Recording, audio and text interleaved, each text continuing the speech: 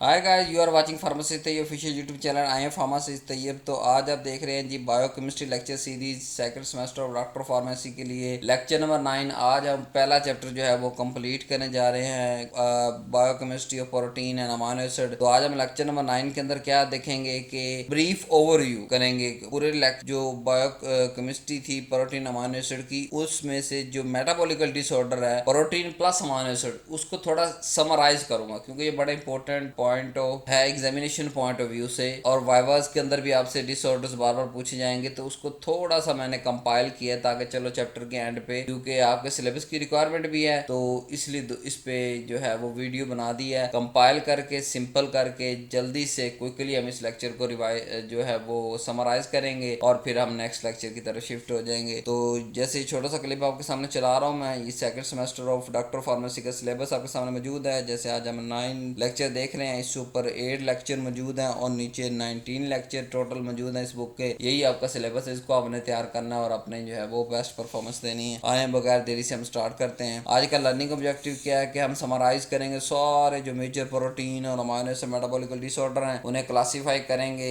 फिर हम वो बायोकेमिकल पाथवे और क्लिनिकल प्रेजेंटेशन के साथ कोरिलेट करेंगे और जो की लेबोरेटरी फाइंडिंग होंगी उसको इंटरप्रेट करेंगे और हम अप्लाई करेंगे। जो हमारे पास नॉलेज आएगा उसे डायग्नोस्टिक के अंदर कैसे हमने अप्लाई करना, फार्मास्यूटिकल केयर के अंदर, क्योंकि मैंने बताया आने वाला दौर आप लोगों का दौर है, क्लिनिकल फार्मासिस्ट का दौर है, तो हमें भी साथ साथ डायग्नोस्टिक पैरामीटर्स बायोमार्कर्स सीखने पड़ेंगे ताकि हम भी डबल चेक रख सकें फिजिशियन पर। लेट्स सपोज के हमारी अपनी फाइंडिंग भी तो ना, हम लैब रिपोर्ट्स देखिए तो हम खुद से भी डायग्नोज कर सकेंगे इस पेशेंट को ये चीज पॉसिबली हो सकती है, अंदर उसकी ये ट्रीटमेंट तो फिर हम सारी पढ़ रहे हो। बगैर देरी के साथ लेक्चर स्टार्ट करते हैं। प्रोटीन और अमीनो एसिड का जो मेटाबॉलिकल डिसऑर्डर होता है वो इनबॉर्न ज्यादा होता है। उस इनबॉर्न के अंदर यानी पैदाइशी तौर पे वो क्या लेके आ रहा होता है, एंजाइम डेफिशिएंसी या कोई ट्रांसपोर्टर नहीं होता, उसकी जो है डिफेक्ट आ रहे होते हैं, या कोई को फैक्टर नहीं है तो वो रिएक्शन नहीं हो रहा होता, जिसकी वजह से क्या होता है टॉक्सिक मेटाबॉलाइज बॉडी के अंदर जमा होने शुरू हो जाते हैं और जो एसेंशियल अमीनो एसिड हैं उनकी डेफिशिएंसी स्टार्ट हो जाती है।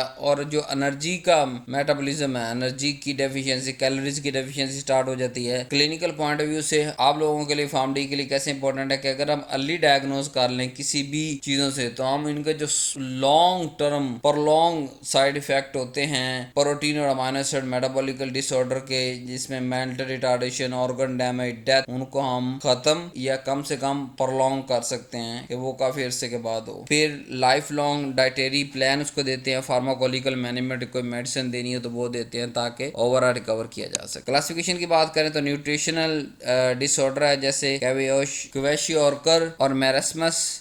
फिर इनबॉर्न एरर की बात करें तो उसके अंदर होता है phenyl ketonuria, maple leave urine disease, alkaptonuria और होमोसिस्टिनोरिया। यूरिया साइकिल डिसऑर्डर की बात करें ornithine trans carbamylase deficiency, carbamyl phosphate synthase deficiency. Liver related बात करें तो रिड्यूस द यूरिया सिंथेसिस और अकोमुलेशन ऑफ अमोनिया और इम्पेयर प्रोटीन सिंथेसिस की तरफ शिफ्ट हो जाते हैं। तो ये 4 मेन क्लासिफिकेशन थी। इसकी पैथोफिजियोलॉजी की अगर बात करें तो या तो एंजाइम डेफिशिएंसी होगी कि एंजाइम मौजूद नहीं हो इसलिए वो रिएक्शन नहीं हो रहा, या कोई और स्टेप ब्लॉक हो चुका है मेटाबॉलिकल, जैसे कि को फैक्टर नहीं है, एंजाइम अगर नहीं है तो तभी ब्लॉक हो गया, को फैक्टर नहीं है तब भी हो गया, कोई किसी ने ट्रांसपोर्ट होकर आना था वो भी नहीं हो रहा, तो ओवरऑल पाथवे ब्लॉक हो सकता है। अकोमुलेशन वो फिर जो इंटरमीडिएट होगा टॉक्सिक होगा, जारी बात है, इसीलिए तो उसे लेस टॉक्सिक में कन्वर्ट करके बॉडी से बाहर एक्सक्रीट या दोबारा रीयूज किया जा रहा होता है। फिर डेफिशिएंसी ऑफ प्रोडक्ट के ओवरऑल एसेंशियल अमीनो एसिड कम होना शुरू हो जाएंगे और क्लिनिकल सिम्टम्स अपीयर होना शुरू हो जाएंगे। Disorder of amino acid metabolism tabulise, क्यों मैंने समराइज करना है, पीछे अब डिटेल के साथ पढ़ के आ चुके हैं तो इसलिए इसे समराइज करना। फिनाइल कीटोयूरिया के अंदर फिनाइल एलानिन हाइड्रोक्सिलेज डेफिशिएंसी होती है एंजाइम की, तो फिनाइल एलानिन जमा होना शुरू हो जाता है हमारी बॉडी के अंदर। टायरोसिनीमिया, इसके अंदर टायरोसिन मेटाबॉलिज्म जो एंजाइम है उसके अंदर डिफेक्ट आता है, तो टायरोसिन की जो है वो अकोमुलेशन स्टार्ट हो जाती है बॉडी के अंदर। एल्केप्टोनोरिया के अंदर होमोजेनेटिएट ऑक्सीडेज डेफिशिएंसी होती है, तो होमोजेनेटिक एसिड जमा होना शुरू हो जाता है। मैपल सिरप यूरिन डिजीज के अंदर क्या होता है कि defective BCA metabolism. Maple syrup urine disease के अंदर क्या होता है कि जो ल्यूसीन, आइसोल्यूसिन और वैलिन, इन तीनों अमीनो एसिड का जो मेटाबॉलिज्म डिस्टर्ब होता है, तो इसकी वजह से क्या होता है कि इनकी ल्यूसीन, आइसोल्यूसिन और लीन की मिकदार बढ़नी शुरू हो जाती है। होमोसिस्टिनोरिया के अंदर क्या होता है कि सिस्टाथायोनिन बीटा सिंथेज की डेफिशिएंसी होती है एंजाइम की, जिसकी वजह से होमोसिस्टीन की मिकदार बढ़ना शुरू हो जाती है। यूरिया साइकिल को डिटेल के साथ देखें तो यूरिया साइकिल के अंदर सबसे पहले 4 तरह के डिफेक्ट आते हैं। नंबर 1 पहला आता है हाइपर अमोनीमिया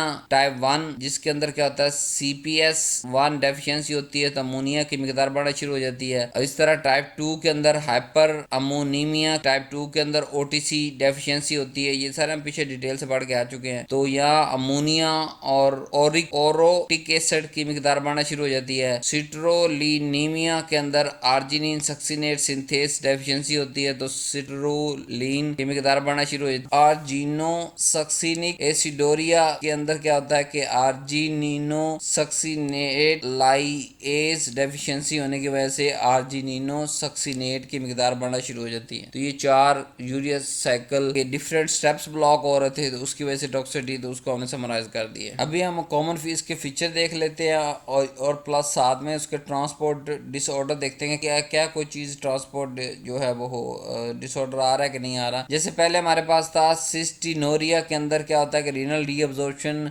के अंदर डिफेक्ट आता है तो क्लिनिकल मैनिफेस्टेशन की है, क्लिनिकल फीचर क्या होगा, किडनी स्टोन बनना स्टार्ट हो जाएगा। हार्ट नर्व डिजीज के अंदर क्या होगा कि न्यूट्रल अमाइनो एसिड जो ट्रांसपोर्ट है वो उसमें डिफेक्ट आएगा। पिलेग्रा लाइक सिम्टम्स आना शुरू हो जाएंगी। नेक्स्ट डिसऑर्डर की अगर बात करें प्रोपियोनिक एसिडीमिया की के अंदर क्या होता है कि प्रोपियोनाइल को ए कार्बोक्सिलेज डेफिशिएंसी होती है तो मेटाबॉलिकल एसिडोसिस स्टार्ट हो जाती है। मिथाइल मेलोनिक एसिडीमिया के अंदर मिथाइल मेलोनाइल को ए मस्टेज डेफिशिएंसी होती है तो न्यूरोलॉजिकल सिम्टम्स अपीयर होना शुरू हो जाते हैं। अगर की कॉन्सेप्ट की बात करें तो इनकी अकोमुलेशन से क्या होगा, ओवरऑल टॉक्सिसिटी क्रिएट होगी और डेफिशिएंसी अगर होगी तो फंक्शनल इंपेयरमेंट हो जाएगी। तो हम लेबोरेटरी फंडिंग की बुनियाद पर ढूंढ सकेंगे कि इसको क्या क्या प्रॉब्लम हो सकते हैं। जैसे की डायग्नोस्टिक मार्कर हमारे पास क्या है कि प्लाज्मा का अमाइनो एसिड चेक कर लो कि ताकि कोई स्पेसिफिक डिसऑर्डर है तो वो आइडेंटिफाई हो सके। ब्लड का अमोनिया चेक कर लो, इसका मतलब यूरिया साइकिल डिफेक्ट आ जाएगा। यूरिन के अंदर ऑर्गेनिक एसिड चेक कर लो तो ऑर्गेनिक एसिडीमिया का पता चलेगा। न्यूबॉर्न स्क्रीनिंग करेंगे तो PKU फिनाइल कैप्टोनोरिया